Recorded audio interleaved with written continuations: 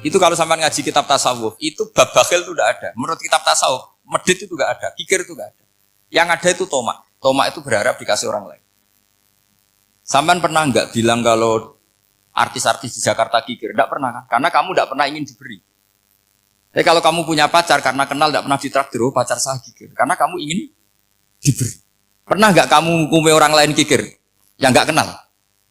Padahal tidak pernah memberi kamu. Apa kak? Karena kamu tidak pernah ini. Coba sekarang kamu saya tanya, ini latihan cerdas.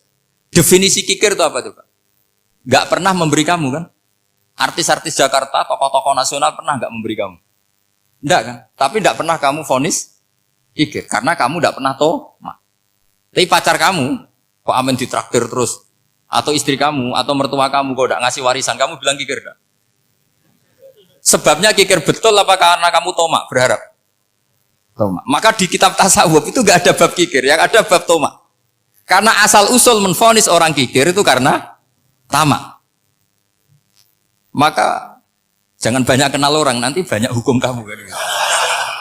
Sombong juga gitu, di tasawuf itu enggak ada bab sombong. Karena orang hukumi orang lain sombong itu karena kamu ingin dihormati. Ada orang enggak kenal, terus lewat saja enggak tanya kamu bilang sombong enggak kan? Tapi kalau kenal, oh sombong betul, kenal enggak tanya kan gitu. Jadi tasawuf itu sisi unik dari khazanah Islam. Makanya di tasawuf itu enggak ada kritik terhadap kikir. Ya tentu kikir itu buruk, pasti ya kikir itu buruk. Tapi enggak perlu dikritik. Jangan-jangan yang salah kamu. Wong kenal Pak On di PPAI terus ingin jadi sekretarisnya. Terus ingin kenal Pak Jokowi ingin jadi menterinya. Nanti kenal rektor ingin jadi pegawainya. Ketika gak diturutin bilang Pak Rektor kikir. Tapi orang lain ya kak pernah berharap. Mungkin gak menvonis Pak Rektor atau Pak On ini kikir. Enggak kan? Berarti vonis kikir itu status orang itu apa gak kesampaian niat kamu? Memang agak jelimet ilmu tasawuf itu. Tapi itu unik. Itu bagian dari khazanah apa? Islam. Makanya Rasulullah itu sering isti'adah minta perlindungan wa min toma'in fi ghairi matma'in. Ya Allah, saya tidak ingin berkeinginan yang tidak layak. Karena semua dunia ini dimulai dari keinginan. Coba kamu protes negara itu karena apa? Ingin makmur, sejahtera tanpa kerja sehingga nyalakan menteri keuangan, menteri ini itu. Makanya kalau guyonannya ulama tasawuf begini, tak beri bocoran. Guyonannya orang tasawuf. Begini guyonannya. Anta lam tajid min nafsika kullama turid. Fakaifa turidu min ghairika kullama turid. Kamu yang punya keinginan saja tidak bisa memenuhi apa yang kamu inginkan. Kenapa keinginan itu kamu timpakan ke orang lain untuk memenuhi kamu? Wong kamu yang punya keinginan saja tidak bisa mewujudkan. Kenapa keinginan Anda kamu timpakan, bebankan orang lain untuk memenuhi keinginan Anda? Misalnya kamu, Gus saya ini goblok, tolong pinterkan. Wong kamu yang ini saja tidak bisa. Kok menyuruh saya? Jadi kalau tiap tasawuf itu unik. Seperti kamu mencintai istri tulen, itu ingin kan dicintai istri tulen. Kamu sendiri kan nggak bisa cinta tulen, masih pelengahan sana sini. Kamu pacaran, ingin pacar kamu setia. Ternyata kamu bikin sekian alternatif. Kalau putus ini punya ini, putus ini. Tapi kamu ingin ini setia, kan nggak fair. Makanya guyonanya orang tasawuf itu, anta lam tajid min nafsika kullama turid, fakaifa turidu min ghairika kullama turid. Gampang tuh apalane, pokoknya ratrit gitu aja gampang. Jadi kamu yang punya keinginan saja tidak bisa memenuhi. Kok orang lain disuruh memenuhi. Sehingga orang tasawuf itu malu betul. Misalnya saya kok ingin Pak On takdim sama saya itu kurang penggawean. Kalau saya ingin ditakdimi saya menakdimi diri saya sendiri. Makanya berbahagialah orang yang ngilu terus saya ganteng sendiri ya Allah. Saya kaya sendiri. Menunggu orang lain bilang kamu kaya itu repot. Menunggu orang lain bilang kamu hebat itu ya sudah bilang aja, ya Allah saya hebat, ya Allah saya ganteng, ya Allah saya cantik. Daripada menunggu orang lain bilang apa? Cantik. Jadi ilmu tasawuf itu nih. Jadi kalau fikih itu yang dikritik itu kikir. Kalau tasawuf enggak tomak. Karena orang yang kamu vonis kikir itu jangan-jangan tidak kikir, tapi mementingkan yang lebih penting. Misalnya ada teman yang tidak pernah naktir kamu, ternyata punya ibu sakit, uangnya dianggarkan untuk ibunya yang sakit, atau anaknya sekolah, atau keluarganya masih butuh biaya. Sehingga sama teman dia kikir. Hakikatnya kikir apa mementingkan yang penting? Tapi kamu karena gak pernah ditraktir menvonis kikir. Nah, ini pelajaran. Jadi makanya yang dianteni ilmu tasawuf itu tomak, tamak tadi kalau dalam bahasa Indonesia, bukan kikir. Karena vonis kikir itu akan disematkan orang yang tidak kesampaian hajatnya. Pokoknya bapak saya itu, keluarga kiai itu ajarannya itu, yang penting jangan berharap dari orang lain. Ini Pak On saksinya, saya dulu benahin terjemah itu nggak pernah ingin diperlakukan seperti ini. Ya ngaji aja. Karena pikirannya keluarga kiai itu sederhana. Kalau ngamal ya ngamal saja. Ngamal itu heroik. Makanya buyut-buyut kita semua ini kan pahlawan semua.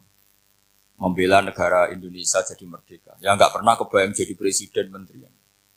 Tapi sekarang nggak, ngamal sedikit saja harus jadi menteri. Jadi ini bahaya kalau dalam kelangsungan bernegara. Karena orang biasa transaksional. Awal negara ini dibangun berdasar heroik, bukan berdasar apa? Transaksional. Tapi sekarang orang akan membiasakan itu. Apa-apa itu transaksional. Ini tidak bagus untuk kelangsungan bernegara. Apalagi kelangsungan beragama.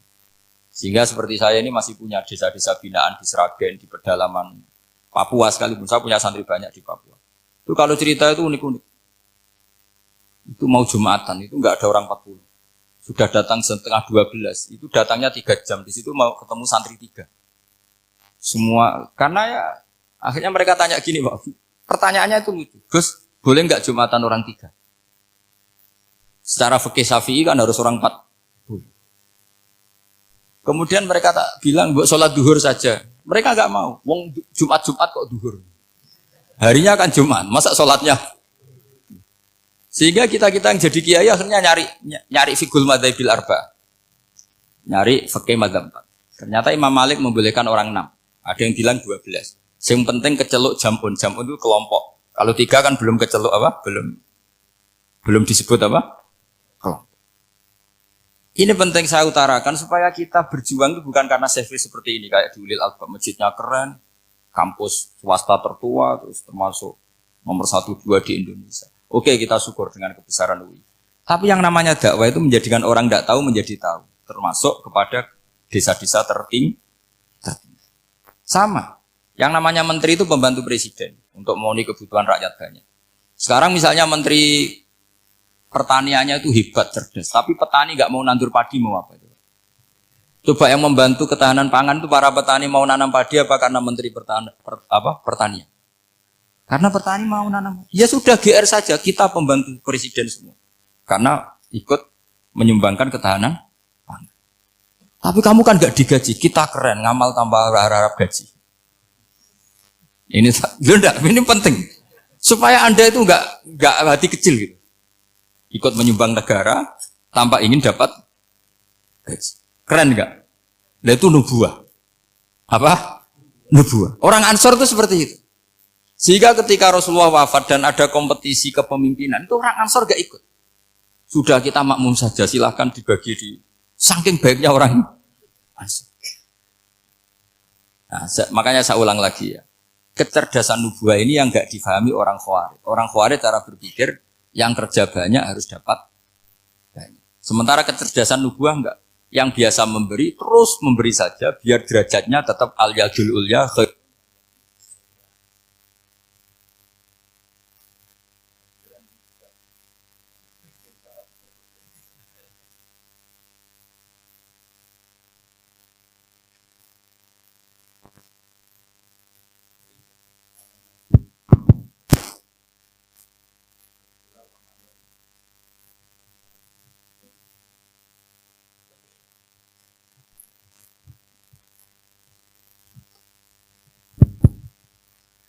Bismillahirrahmanirrahim. Ini saya baca supaya dapat berkahnya ulama-ulama dulu. Karena ini dikarang oleh ulama yang dipakai rujukan seluruh dunia. Begini, qala Ibnu Taimiyah, ma'rifatu sababin nuzuli yu'inu ala fahmil ayat.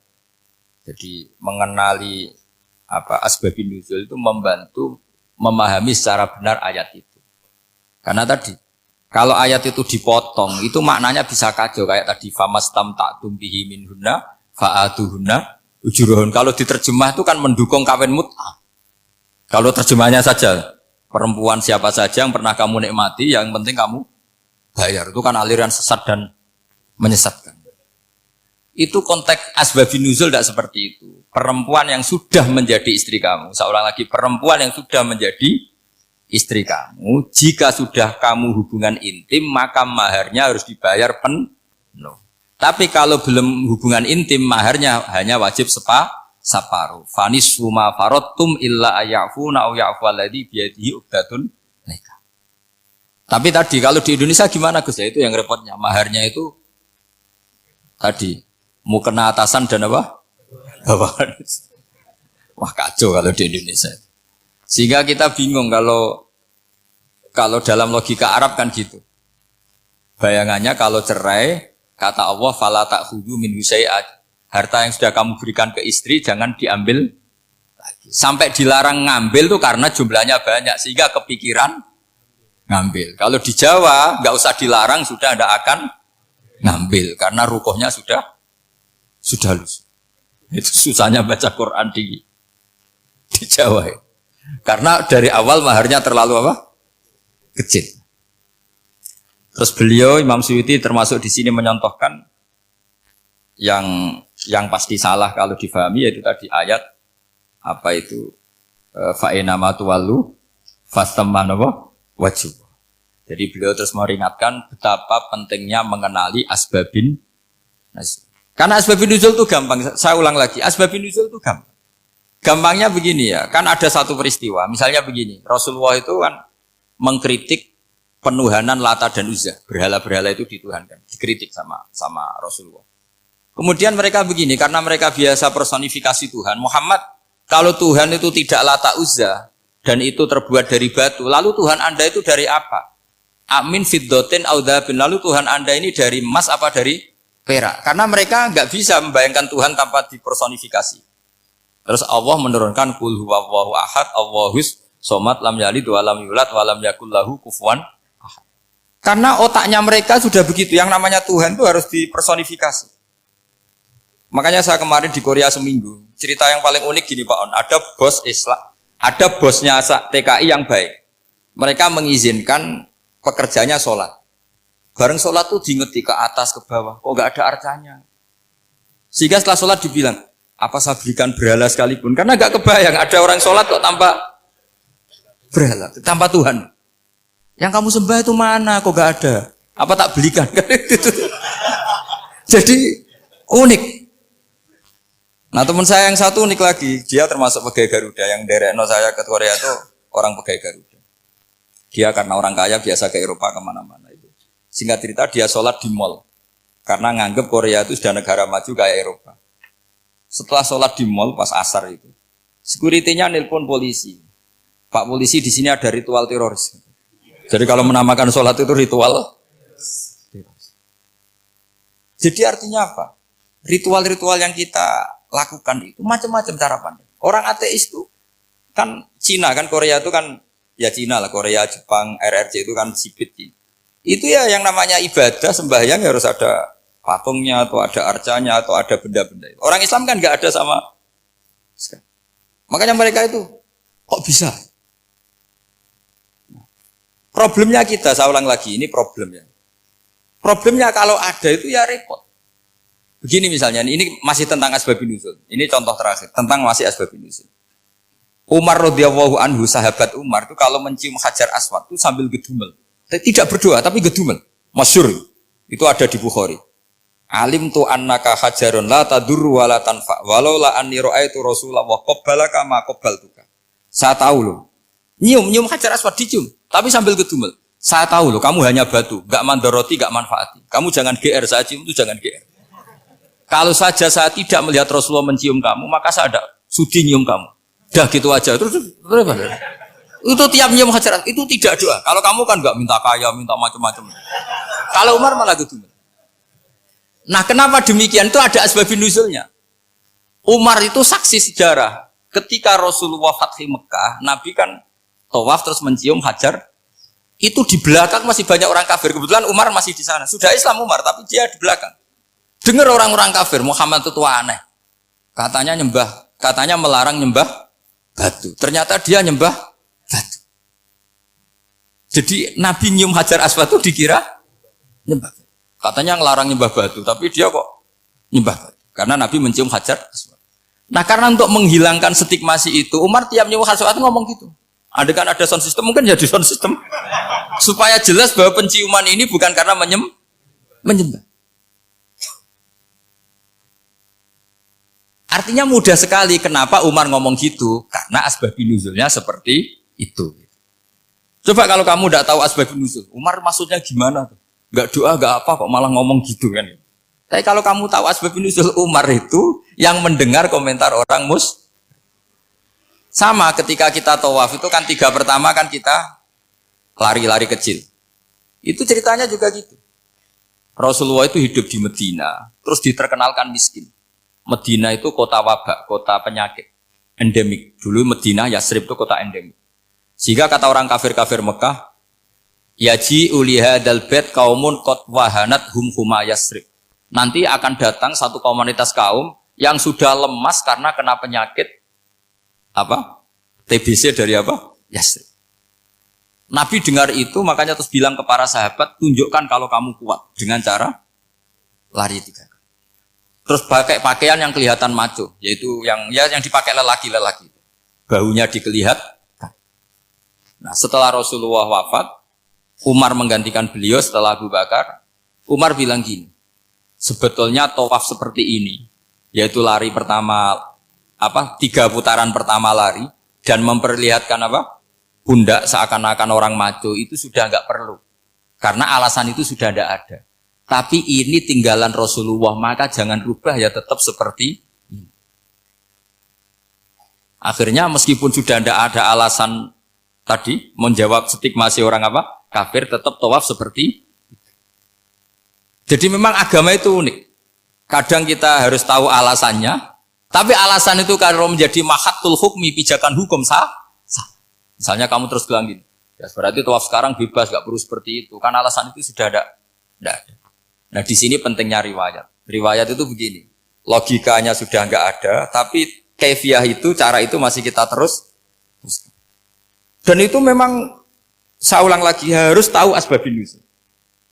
Saya beri contoh ya misalnya, wa idza darabtum fil ardi falaysa 'alaikum junahun an taqsuru minas shalah. Terus ayat di mana? In khiftum ayyaftinakumul ladzina kafaru. Jika kamu pergi dalam keadaan takut ditangkap orang kafir atau takut diculik orang kafir, maka kamu boleh mengqasar sholat. Itu jelas ada ayat in khiftum ayyaftinakumul ladzina kafaru. Jika kamu takut diculik orang kafir. Sehingga ketika ba'da Fatih Mekah, setelah Mekah dikuasai Islam, Umar tanya, ya Rasulullah, kenapa engkau masih sholat qasar? Bukankah kita sudah aman? Waqad qala ta'ala in khiftum ayyaftinakumul ladzina kafaru. Allah ngendikan boleh mengqasar itu kalau dalam kondisi takut. Waqad kunna fi amrin, sekarang kita sudah aman. Jawabannya Rasulullah itu unik. Ya Umar hadihi shadaqatun faqbalu shadaqah. Ini sedekahnya Allah, bonus sudah terima saja, enggak usah catatan-catatan gitu. Sehingga era Umar ya ada lagi yang tanya Umar ke gitu. Terus kata Umar, sa'altu dzalika Rasulullah sallallahu alaihi wasallam faqala hadihi shadaqatu wa faqbalu shadaqah. Sudah ini bonus dari Allah, terima saja. Ini kan unik. Padahal kalau secara disiplin ilmu kan begini. Kamu boleh mengqasar sholat kalau dalam bepergian dan dalam keadaan takut. Logika hukumnya kalau tidak takut, tidak usah. Sama seperti begini. Kamu kalau pergi jauh seperti saya Pak On, itu ngosor sholat apa enggak? Ngosor kan? Alasannya kalau kosor itu, kalau pergi itu masyakot, repot. Sekarang pergi kita pakai Alphard, pakai Innova. Bawa uang, disupirin, itu masyakot enggak? Enggak kan? Tetap boleh jamak enggak? Boleh. Sebenarnya kamu jamak itu karena pengetahuan hukum apa karena enak jamak? Kalau alasannya masyakot, kan sekarang sudah ada. Enggak repot. Ya sudah pakai hadis tadi, ini hadiah, terima saja. Jadi makanya agama itu riwayat. Tapi ada saja ulama yang agak balik loh. Agak balik gini, banyak juga ulama misalnya duwe gawe, ibunya sakit terus ribet jamak sholat. Kenapa? Ribet ngurmat ibu. Makanya ada saja kiai yang duwe gawe mantu itu terus jamak sholat, tapi jangan ikuti. Tapi ada saja karena alasannya jamak itu karena apa? Repot. Ya ada saja, tapi ya jangan ditiru. Cuma saya ini cerita analisis hukum itu memang agak-agak unik. Jadi tadi kadang Nabi itu ditanya, ya Rasulullah, kita dulu boleh jamak qasar ini kan karena in khiftum ayyaftinakumul ladzina kafaru, takut diancam orang kafir. Sekarang aman, kenapa tetap jamak? Jawabannya Nabi, ini hadiah, terima saja. Ya ada sahabat yang bantah, kenapa Nabi? Allah itu zat yang baik. Kalau sudah ngaji bonus nggak pernah ditarik lagi. Makanya Nabi kalau berdoa itu unik. Ya, siapa yang disiksa di dunia karena dosanya, fawwahu akramu min ayyus sanniya uqubatahu fil akhir. Kalau ada orang salah kok di dunia sudah dikasih sanksi, Allah itu lebih mulia untuk mengulang nanti di akhirat. Akram itu Allah terlalu mulia, maksudnya orang kepikiran, wis males ya selesai, tidak akan di. Kalau sampean kan enggak, masih ingin lagi, ingin lagi. Jadi itu cara berpikir apa? Nubuah. Jadi berpikir nubuah itu beda.